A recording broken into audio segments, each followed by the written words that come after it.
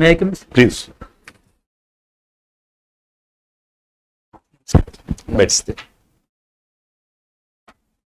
धन्यवाद सर। अपना परिचय दीजिए, नाम नहीं बताएंगे। जी सर, मैं डीडवाना कुचामन जिले का रहने वाला हूँ। सर मेरी प्राथमिक शिक्षा मेरे गांव जोड़ीगाबाद से हुई है। तत्पश्चात मेरी बीएससी महाराजा कॉलेज जयपुर से हुई है और मैं 2017 से अकाउंटेंट पोस्ट पे तहसीलदार कार्यालय डीडवाना में कार्यरत हूँ तथा वर्तमान में नवगठित जिला डीडवाना कुचामन में 2023 से कार्यरत हूँ। 2023 से? जी सर। ये जो नया जिला बना डीडवाना कुचामन, तो अभी नए जिले में बना है। जी सर। इसमें कौन कौन सी तहसीलें हैं इसमें? जी सर, इसमें 8 तहसील है, जिसमें डीडवाना, मोलासर, परबतसर, नावा, लानू और मकराना शामिल। अच्छा, डीडवाना के एक खास रेवेन्यू जनरेट करने वाली आपकी तहसील है? जी सर। डीडवाना? जी सर। क्यों? सर डीडवाना मुख्य आय का स्रोत कृषि पशुपालन के अलावा मार्बल जो मकराने में निकलता है वो है सर। अच्छा, डीडवाना में टंगस्टन की खानें थी, वो तो बंद हो गई? हाँ जी सर, वो वर्तमान में वो नागौर डिस्ट्रिक्ट में आती है, डेगाना में। अच्छा, नागौर डिस्ट्रिक्ट में। अच्छा, चलिए, डेगाना में। डीडवाना में नमक वमक का भी काम बहुत है ना? जी सर। क्या है, कौन सा इंडस्ट्रियल नमक है, खाने वाला नमक है? सर इंडस्ट्रियल नमक है, क्योंकि उसमें सोडियम सल्फेट की मात्रा ज्यादा होती है, इस कारण वो खाने योग्य नहीं है। तो इंडस्ट्रीज में कहाँ काम में आता है ये? वो चमड़ा उद्योग हो गया, कपड़ा उद्योग हो गया, उनमें काम है। अच्छा जी सर। तो ये बनता क्यों है वहां पे? ये क्यों बनता है, जबकि लूणकरण में भी बनता है, सांभर में भी बनता है? तीनों के नमक की क्वालिटी में क्या क्या अंतर है? जी सर।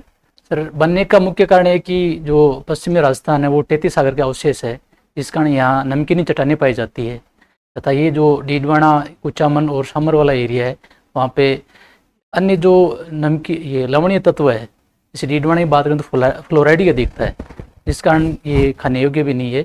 और नावा वह जो वहाँ पे NaCl की अधिकता है, सामर झील है, वो खाने योग्य है। अच्छा, चलिए, आप एक अकाउंटेंट का क्या काम होता है? आप वर्तमान में क्या क्या काम देख रहे हैं? जी सर। सर मुख्यतः 3 प्रकार के काम हैं। एक तो जिले के जो भी हमारे ऑफिस के कर्मचारी और अधिकारी है, उनके वेतन बिल हो गए, टीए बिल हो गए, डीए एरियर हो गया, ये अन्य कोई भी प्रकार की जो दायित्व वो है, बकाया है, वो उनका भुगतान करना। सेकंड सर, एक जो भी हमारे कार्यालय में कोई भी वस्तु हो गई, सेवा हो गई, वो क्रय करना है तो वो RTPP रूल्स के अकॉर्डिंग क्रय करना। इसके अलावा सर वर्तमान में जो भी डिस्ट्रिक्ट लेवल के एग्जाम होते हैं या डिस्ट्रिक्ट लेवल पर कोई भी जो राज्य स्तरीय प्रोग्राम होता है, उनका भुगतान नियमानुसार करवाना। अच्छा, आपका काम भुगतान से संबंध रखता है? जी सर। राजस्थान का बजट पढ़ा इस बार का आपने? जी सर। बताइए, राजस्थान की बजट में राजस्थान की जीडीपी ग्रोथ कितनी 23-24 में बताई गई थी, या 24-25 में कितनी ग्रोथ बताई गई है? थोड़ा मुझे इस बारे में जानकारी दीजिए। बजट का साइज कितना है? जी सर। सर राजस्थान का बजट 10.41 लाख करोड़ वर्तमान में 25-26 के लिए प्रस्तावित है। और जीडीपी की अगर बात करें तो जीडीपी स्थिर मूल्य पे लगभग 8% की ग्रोथ रेट है और प्रचलित मूल्य पे लगभग 15% की ग्रोथ रेट है सर। देश के अन्य राज्यों की तुलना में राजस्थान की स्थिति क्या है जीडीपी ग्रोथ में? जी सर। जैसे भारत की जीडीपी ग्रोथ अगर औसत देखें तो राजस्थान की जीडीपी ग्रोथ से लगभग 0.5 कम है, तो औसतन राजस्थान की अधिक है। और सर मैं अन्य राज्यों से तुलना के डाटा मेरे पास नहीं है। राजस्थान को बने हुए अभी 76 साल पूरे हो गए है ना? इसकी मेरे को विकास की स्थिति क्या है, क्रम वाइज कुछ आपको ध्यान हो तो बता सकते हैं कि राजस्थान पहले कहाँ था और अब कहाँ पहुंच गए 76 साल में? जी सर राजस्थान ने विकास के क्रम में जो अभी बीमारू राज्य कहा जाता था, लेकिन पिछले 2-3 साल से सोलर एनर्जी हो गई, अन्य जो रिन्यूएबल एनर्जी, पवन एनर्जी हो गई, इनके कारण और वर्तमान में जो खनिजों का अजायबघर भी, जो पहले क्या भंडार थे लेकिन वो खनन नहीं हो रहा था, और वर्तमान में खनन की प्रक्रिया भी तेज हो रही है। इस कारण बीमारू राज्य से चलकर अब एक विकसित राजस्थान की तरफ बढ़ रहा है। और सरकार ने भी ये टारगेट लिया है कि राजस्थान को 2030 तक विकसित राज्य बनाने की घोषणा की। कितनी ट्रिलियन डॉलर की इकोनॉमी बनाने का सोचते हैं सर? 2030 तक 350 बिलियन डॉलर। अच्छा, ये बताइए कि राजस्थान के विकास में बाधाएं क्या आ रही हैं? जी सर राजस्थान का लगभग जो पश्चिमी राजस्थान है, या मैं आधा क्षेत्र को बताऊं तो एक वो वहाँ पे सिंचित कृषि नहीं होती है, वर्षा का अभाव है। इस कारण एक ये जो दूसरा एक point वही मिट्टी की उर्वरता कम है, बलुई मिट्टी है, जिसकी जो भी ये पानी को धारण करने की क्षमता भी कम है, इस कारण उर्वरता कम है। अच्छा, तीसरा? जी सर, एक राजस्थान में जो कि महिलाओं की कार्य सहभागिता दर कम है सर, महिलाएं प्रॉपर रोजगार नहीं मिल रहा है। और सर एक जो कृषि में जो छुपी हुई बेरोजगारी है, जैसे कि अगर लगभग जो भी कृषक है वो सीमांत और लघु कृषक की श्रेणी में आते हैं। जैसे अगर 10 बीघा जमीन है उसमें भी 5-6 मजदूर उसमें लगे हुए हैं, तो छुपी हुई बेरोजगारी भी है सर। अच्छा, अब सॉरी, अभी राजस्थान में कुछ जिले बनाए भी थे, कुछ निरस्त भी कर दिए। जी सर। क्या कारण रहा निरस्त करने का? सर जो रामलुभाई कमेटी, श्रीमान रामलुभाई के अध्यक्षता में कमेटी बनी थी, उन्होंने जिले गठन किए थे और 51 जिले मिले थे। और उसके बाद में जो वर्तमान में ये श्रीमान डॉक्टर ललित कुमार पवार जी की अध्यक्षता में बनी और मंत्रिमंडलीय समिति ने कई आधार इसमें थे सर। इसमें एक भौगोलिक आधार था, राज्य की आय हो गई, सीमावर्ती जिले और अन्य कई आधार थे, उनके आधार पर ये निर्णय लिया गया था सर। चलिए, थैंक यू सर। जी सर। ये अभी जो अमेरिका के जो वर्तमान राष्ट्रपति हैं, जी सर। ट्रंप साहब, जी सर। इनकी ये टैरिफ वाली जो पॉलिसी है, जी सर। इसके बारे में क्या जानकारी है, बताइए कि क्या टैरिफ कहते किसको है, ये बता दो। जी सर। और उनकी टैरिफ ये जो लागू करने की पॉलिसी क्या है? जी सर। सर टैरिफ एक देश द्वारा किसी दूसरे देश से होने वाले आयात पर लगाया जाने वाला एक कर है, जो मुख्यतः उसका उद्देश्य होता है एक तो निजी जो भी उनके देश के हैं उद्योग है उनको संरक्षण प्रदान करना और आय जनरेट करना। वर्तमान में जी सर, वर्तमान में जो ये मुख्यतः चीन और अमेरिका के मध्य जो अन्य जो देश है उनमें तो बेसिक टैक्स वो लगाया गया है 10%, और जो चीन पे है वो लगभग 145% रेट लगाई गई है, जिसके प्रत्युत्तर में चीन ने भी 125% तक वापस टैक्स लगाया है। आपने ये बताया कि एक देश के द्वारा दूसरे देश से आयात करने पर लगने वाला कर, जी सर, तो टैरिफ को हिंदी में कर कहते हैं।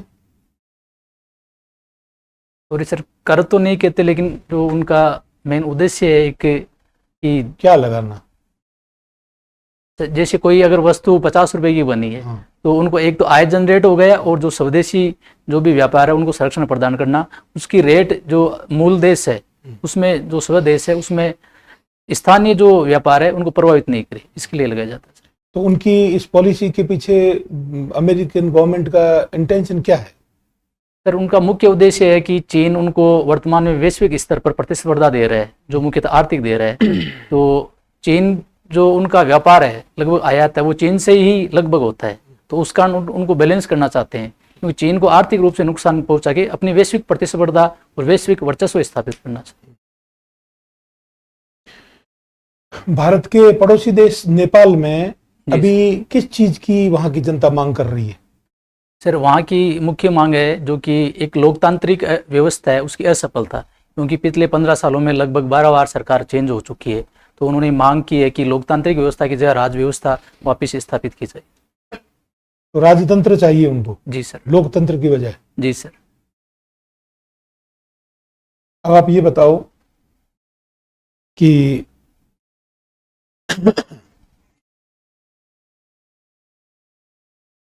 संसद के द्वारा जब किसी बिल को पास कर दिया जाता है दोनों सदनों से, जी सर, उसके बाद में वो असेंट लेने के लिए राष्ट्रपति के पास भेजा जाता है। जी सर। तो राष्ट्रपति के द्वारा असेंट कितने समय में दे दिया जाना चाहिए, ऐसा कहीं उल्लेख है? जी सर, सर हमारे मूल संविधान में एक समय सीमा का वो नहीं है, और यथाशीघ्र शब्द प्रयोग में किया गया है, जो कि आर्टिकल 111 में किया गया है, यथाशीघ्र। जी सर। इसके अलावा जैसे अलग अलग प्रावधान है, अगर धन विधेयक है तो उस पर राष्ट्रपति अनुमति देने के लिए बाध्य है। अगर संविधान संशोधन विधेयक है तो 24वें संविधान संशोधन के तहत राष्ट्रपति को बाध्य किया गया है, और अन्य कोई अगर साधारण विधेयक है तो आर्टिकल ये संविधान संशोधन 42 और 44 के तहत एक बार वापस वो संसद को लौटा सकते हैं। अगर दोबारा अगर वो आते हैं तो उनको पारित करने के लिए बाध्य है, लेकिन समय सीमा का उनमें कोई वर्णन नहीं है। अच्छा, क्या आपको ये जानकारी है कि राष्ट्रपति के पास में एक मृत्युदंड पाए हुए व्यक्ति के द्वारा दया याचिका पेश की जाती है? जी सर। तो वो दया याचिका का निस्तारण राष्ट्रपति को कितने समय में करना चाहिए?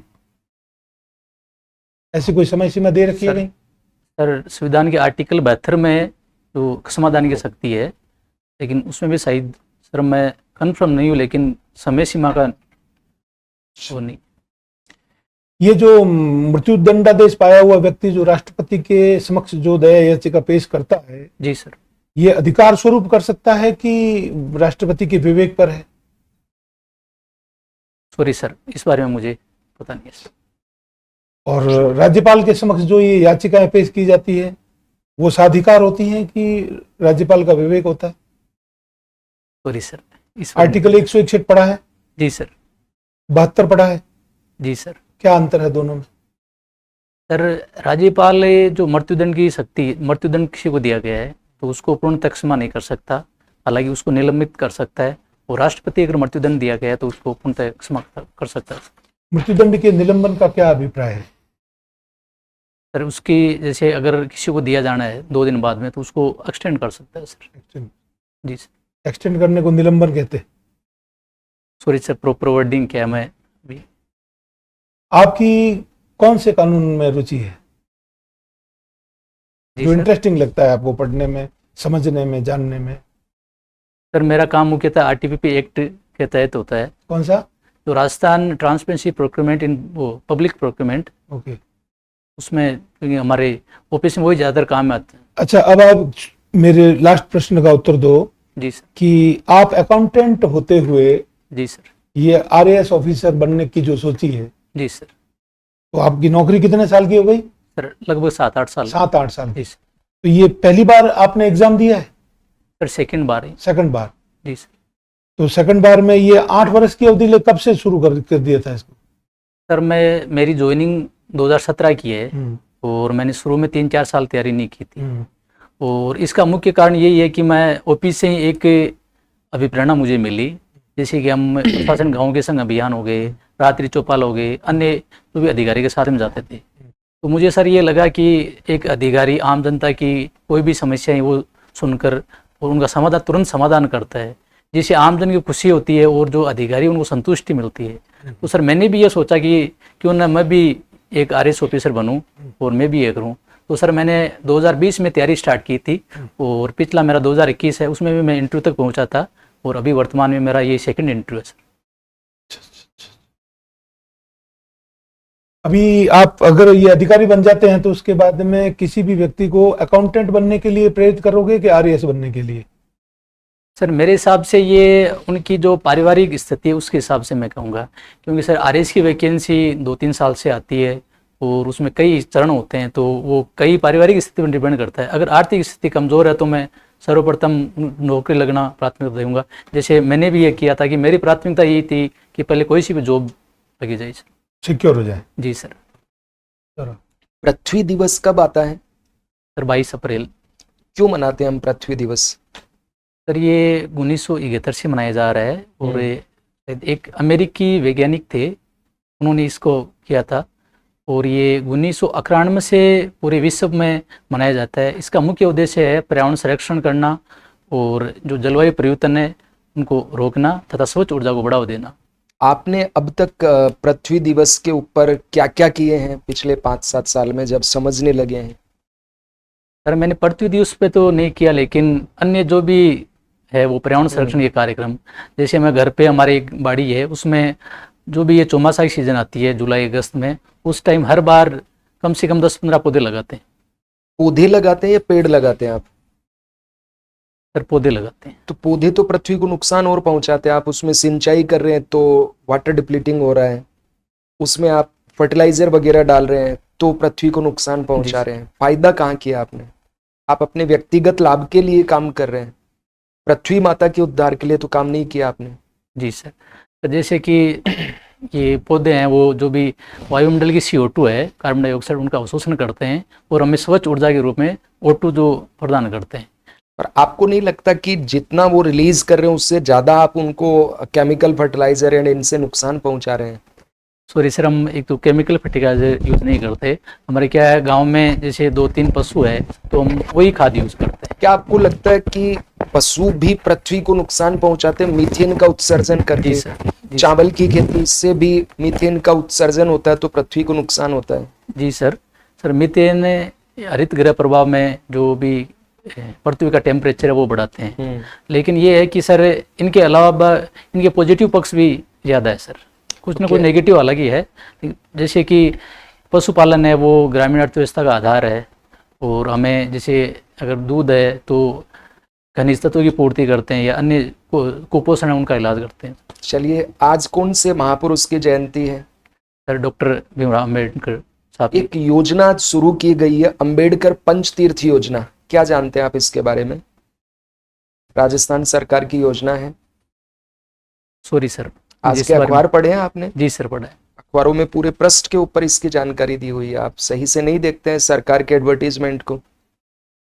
सॉरी सर, इस बारे में मैं जरूर जानकारी प्रदान करूँ। चलिए ठीक है सर, प्लीज। आपकी हॉबी के बारे में आपने कुछ मेंशन नहीं किया, क्या है आपकी हॉबी? सर जैसे कि मैं वर्तमान में 9 से 6 ऑफिस रहता हूँ, और उसके बाद में ये पिछले 2-3 साल से प्री मेंस इंटरव्यू ये चल रहा है। फिर भी मैं सर सप्ताह में 1-2 दिन परिवार को समय देना, और मैं अपने आप को फिट रखने के लिए एक्सरसाइज भी करता हूँ सर। लेकिन ये है कि वो रेगुलर नहीं है मेरी, मैं अपने समय के अनुसार भी मेंटेन करता हूँ। चलिए, थैंक यू वेरी मच। आपका इंटरव्यू संपन्न होगा। जी सर, धन्यवाद।